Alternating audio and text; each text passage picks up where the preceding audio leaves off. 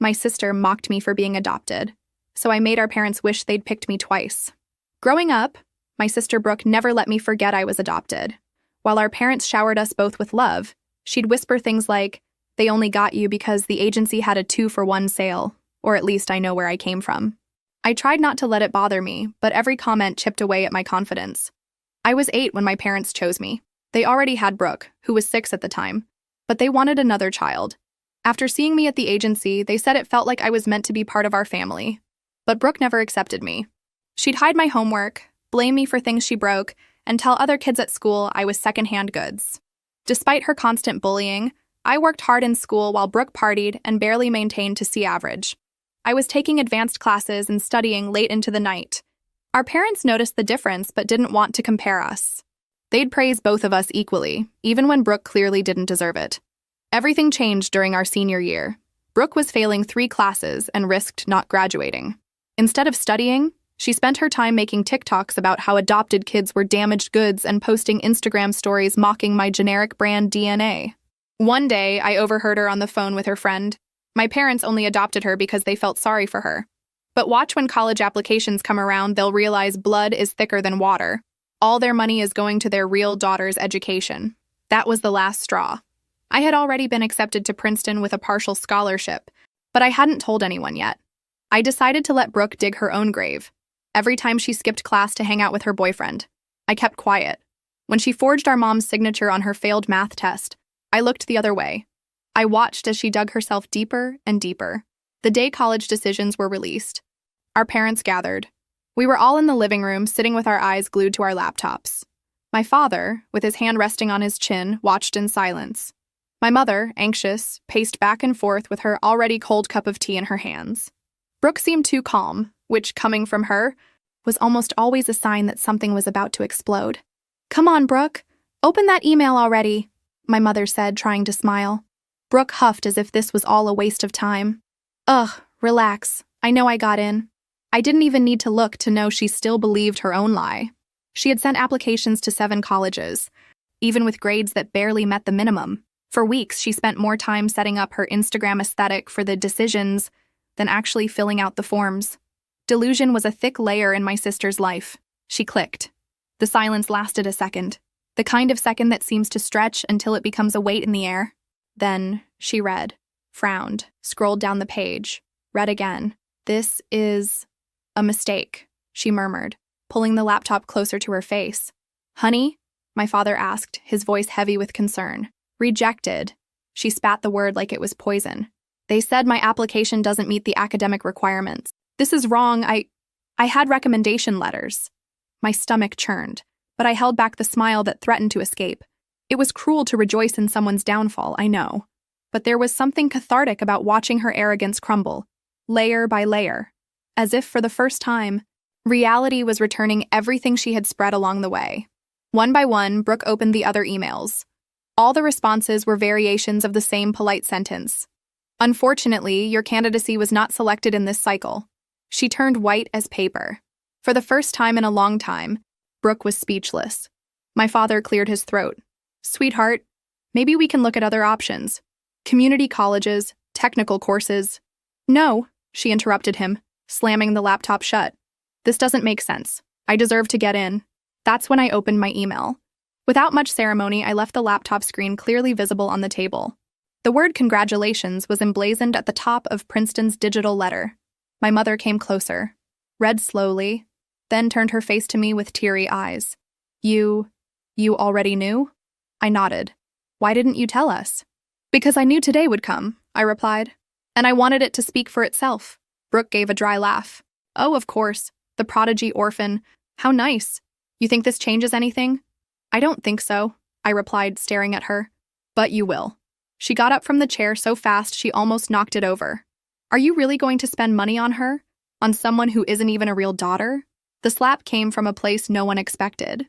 It wasn't directed at me. It came from our mother. Not forceful, not violent, but direct. A dry, small snap that lingered in the room like a ghost. "Never speak like that again," she said, her voice firm. "You can be angry, frustrated, sad, but that doesn't give you the right to be cruel." Brooke stood motionless. Tears accumulated, but she held them back with stubborn pride. You chose her. You always chose her. You only had me because it was easy. She was bought. My mother sighed, but didn't respond. My father tried to touch Brooke's shoulder, but she dodged as if he were fire. She left the room and ran upstairs. The sound of the door slamming echoed through the house like a mute scream. During dinner, she didn't show up. Not the next morning either. Not at lunch. Her food remained untouched. Her room locked. Her Instagram silent for the first time in years. But the real shock came 2 days later. An email from the school principal arrived for my parents. Brooke had been reported for plagiarism in 2 assignments. One of the teachers had proof, screenshots, identical texts. The school would initiate a disciplinary process, and if proven, she could be prevented from graduating. My father spent hours in silence, sitting on the porch with his phone in his hand. My mother cried quietly in the bathroom. I just went to my room and gently closed the door. For the first time, I felt no pity. Not anymore. Brooke created the world she lived in. I just let it collapse. And now, she was in there, alone, with the walls crumbling over her own lie. But I knew. She wasn't going to accept falling quietly. She was like a wounded animal. And wounded animals bite. It took 3 days. On the morning of the 4th, I found Brooke sitting at the kitchen table as if nothing had happened. Her hair pulled back in a messy bun, eyes covered by a pair of sunglasses even though she was inside the house. She stirred her cereal with the spoon without any real intention of eating. When she saw me, she raised an eyebrow and said, "Did you enjoy the show? Have you told the school too? Or do you want me to go on a silver platter?" I didn't even have to say anything, I replied, grabbing an apple from the fruit bowl. "You were great at digging your own grave." She smiled, but it wasn't a human smile. It was the kind of laugh shown in alleys and broken mirrors. "You think you won, don't you? It's not a competition." "Of course it is. It always was. You just won because nobody expects anything from someone who came from trash." I didn't respond. Not because the words didn't hurt, but because some part of me, a new part, that had hardened, knew she wanted the response. She wanted the conflict. She wanted something that would bleed. But what really hurt was seeing my mother standing in the hallway, listening to everything. The spoon fell from Brooke's hands when she noticed. "If that's how you think about your sister, maybe you need to rethink more than just your grades," my mother said before turning and leaving. Brooke never tolerated being ignored. And that was the first slap of ice. The school's punishment came quickly. Indefinite suspension, formal investigation, nothing guaranteed regarding graduation. She cried in her room on the first day. Not from regret, but from rage. From humiliation. I heard the muffled sobs, objects being thrown against the walls. Then silence. The following week, I discovered she had accessed my email. I found the suspicious login warning on my phone. Someone had tried to log in with my password in the middle of the night. I confronted her immediately. "Do you think I'm an idiot?" she said. "You left the laptop unlocked. You went through my things. You meddled in my life. I'm just returning the favor." There was a moment of pause between us, one of those seconds of mutual recognition, when 2 people finally admit who they are to each other. There, in that invisible tension, there was an undeclared war. And war, I realized, requires preparation. That's when I started keeping evidence. Screenshots. Copies of conversations. I recorded all the small sabotages, the whispers, the deleted emails, everything. Not with the intention of using it, not yet, but as a shield. I knew she wasn't going to stop, and I couldn't allow myself to fall into her game without weapons. Brooke, on the other hand, became more subtle, and that's what makes certain people dangerous, when fury turns into strategy. She began whispering to our parents about how I had changed a lot lately, how I seemed distant, how maybe I was overwhelmed. At first glance, it seemed like concern, but I knew the tone. It was poison in homeopathic drops. My mother started asking me more often if I was okay. My father suggested I relax with my studies. One Sunday, they both called me to talk about academic pressure. Brooke watched everything from afar, with that half smile, like someone playing dominoes waiting for the right piece to fall. "You've been very closed off," my father said. "We just want to make sure you're happy." "You're hearing this from her, aren't you?" They looked at each other, silent, and then I knew. That night, I left my laptop open on purpose. I opened a fake email with a fake message about a supposed suspension of mine for using cheat sheets in a practice test. A test. Bait. The next morning, my calculus teacher called me for a strange conversation. "We received an anonymous email denouncing you. alleging that you cheated on the last exam. I feigned surprise. I feigned fear. But inside, I was at peace. Because the IP of the anonymous email matched exactly with the account that had tried to access my profile days before. And because I had everything documented. I showed everything to the coordinator, the screenshots, the access history, even the security camera in the hallway, which captured the moment Brooke passed by my room on the night of the incident. The school acted quickly. This time, there was no suspension. It was expulsion. The sound of her scream when she received the notice was something I'll never forget. Not from pleasure, but because it was raw, animal. The last roar of a cornered beast. She tried to blame everyone. The school, the teachers, my parents, even me. But it didn't stick. The mask had fallen, and underneath, there was nothing but dust. The next day, when I was leaving for school, I saw the suitcase at the door. She's going to Aunt Anna's house, my mother said. Until we know what to do. She was expelled, Mom. She's still your sister. Is she? She didn't answer. She just hugged me. A strange hug, full of silences. As Aunt Anna's car drove away with Brooke in the back seat, she looked through the window and smiled. Not from anger, not from pain. Not a strange smile, like someone who knew something the others didn't know yet. And at that moment, part of me knew this wasn't over yet. The following week, the house seemed cleaner, lighter. The silence between rooms left space for common sounds.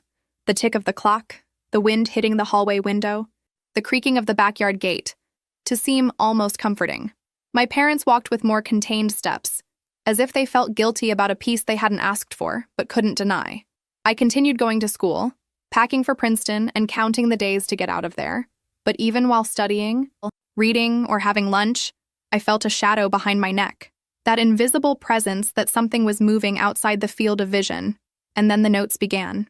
The first was left inside my backpack, folded 4 times, unsigned. Simple paper, careful handwriting, too fake to seem natural. You may have won, but nobody likes someone who steps on others to climb up. I showed it to my parents, but they pretended it was just resentful teenager stuff. It must be envy, my mother said, trying to smile. You're going to Princeton. That bothers people. But it was more than that. I knew it. In the second note, left in my school locker, it was written, "Everyone has secrets, including you. I just need one to bring everything down." And that's when I began to suspect. Brooke had left a part of herself here. As if even from afar, she could pull invisible strings and move the pieces on the board. There were people at school who still defended her. A small group, but loud. An army of people who saw her as a victim. The girl expelled by the elitist school. The renegade sister. Among them was Ryan, her ex-boyfriend. Or maybe he wasn't an ex yet. Because on Tuesday of the following week, I saw him leaning against the school wall waiting for someone. When he saw me, he smiled. "Hey, can I walk you home?" I refused. He insisted. "She just wants to talk, you know. She's sorry. I think you guys should try." "You think?" I asked. "Or did she tell you to think that?" He shrugged. "You won, okay? Everyone knows that, but I don't know. She's not doing well." I kept walking, without saying anything more. But that same day, my room was invaded. Nothing stolen, nothing broken, just disturbed. The closet was ransacked, clothes folded differently.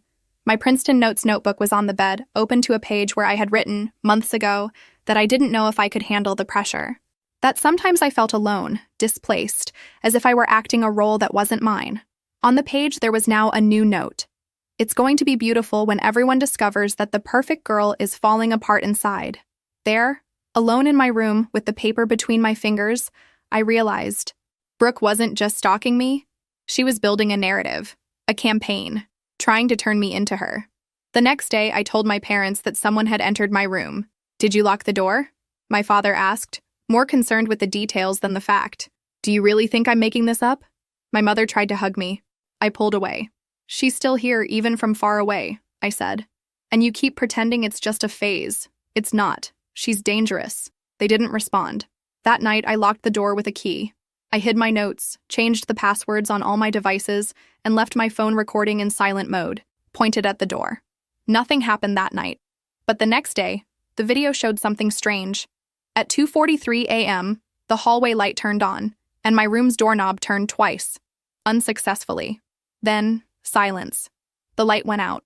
Goosebumps, heart beating in my stomach. I showed the video to the principal. I showed it to my parents. Everyone fell silent. "Do you think it was her?" my mother asked.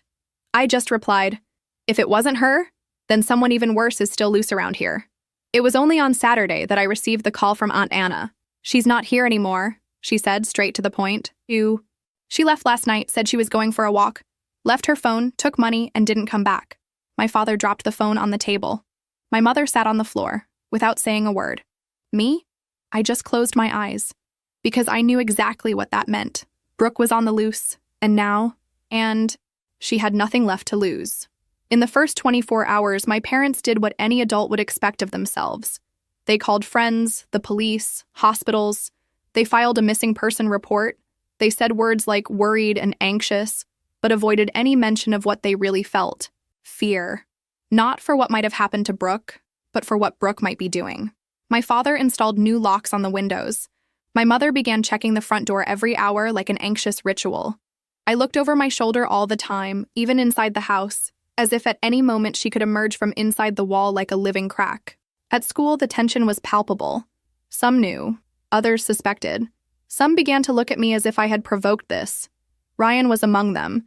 He stared at me in the hallways with that air of someone who thought he knew something important. I pretended not to notice, but I knew he was with her. Emotionally, at least. Maybe more. On Tuesday, I found my locker vandalized. Those who climb by, stepping on others, fall bleeding. They notified the administration. They cleaned it. They gave a generic warning to the entire class. Nobody took responsibility. I didn't cry. I didn't tremble. But that night, my father slept with a kitchen knife beside his bed, and my mother put a chair blocking their bedroom door. Brooke was becoming a presence. Not just physical. It was as if she had infected the environment, a fever spreading in the looks of classmates, in the fear of teachers, in the complicit silence of the neighborhood. Because what nobody wanted to say out loud, but everyone knew, was this: Brooke was capable of anything. And then she appeared.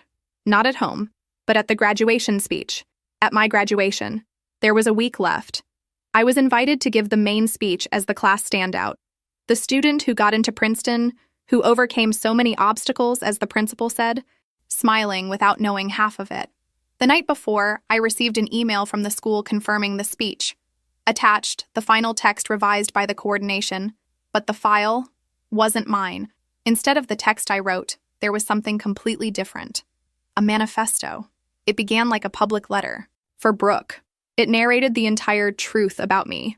A manipulative girl who ruined her own sister out of envy, who forged evidence, who always wanted to take her place, who lied to everyone. The last sentence was a punch. Maybe it's true that blood doesn't make family, but sometimes blood is what drips when the mask falls. I dropped my phone. I ran to my laptop. The original file had been deleted, replaced. Every copy, every version. Backup? Inaccessible. Emails? Gone. How she managed it, I didn't know. But the mark was clear. Brooke. The next day, I took everything to the administration. The school's IT confirmed the text sent came from my email, but the access had been made by someone with my login from an unknown IP. Ryan worked part-time in the library. He had access to the computers. The school asked me to redo the speech. They promised to review it personally. Just a scare, they said. But they knew. She was closer than ever. On ceremony day, my mother helped me put on my gown. Her hands trembled, but her smile was firm. You made it this far. Nobody can take that away. In the car, my father said nothing. Deep down, he was afraid the ceremony would end with more than diplomas. At school, the gates were more heavily guarded. But surveillance doesn't stop ghosts. The packed auditorium, white chairs, artificial flowers, the sweet and suffocating smell of cheap perfume. The speeches went by. Speeches from students, coordinators, parents. When my name was called, I walked to the stage feeling the world weigh on my shoulders, each step like a step toward judgment. I took the microphone, breathed, looked at the audience. She was there, in the back row. Dark shirt, hair tied back, dark glasses, a cap pulled too low. But I would have recognized her even in the dark. My blood froze, but I continued. Good evening, everyone, I began, my voice clear despite my racing heart. We are here today to celebrate, to remember that we made it this far, and that alone is an achievement. But we are also here to acknowledge that the path to this stage is not always fair, not always kind. I continued, improvising where the text had been destroyed. I spoke about what it's like to grow up with someone trying to erase you. about what it's like to fight for a place in a house that had already been built for another. I spoke of pain and silent courage. No names, no revenge, but every word was a subtle blade. Brooke looked at me like a sphinx, without blinking, without smiling, like someone waiting for a signal. I finished the speech to applause, but eyes were turned to the back row. She was no longer there.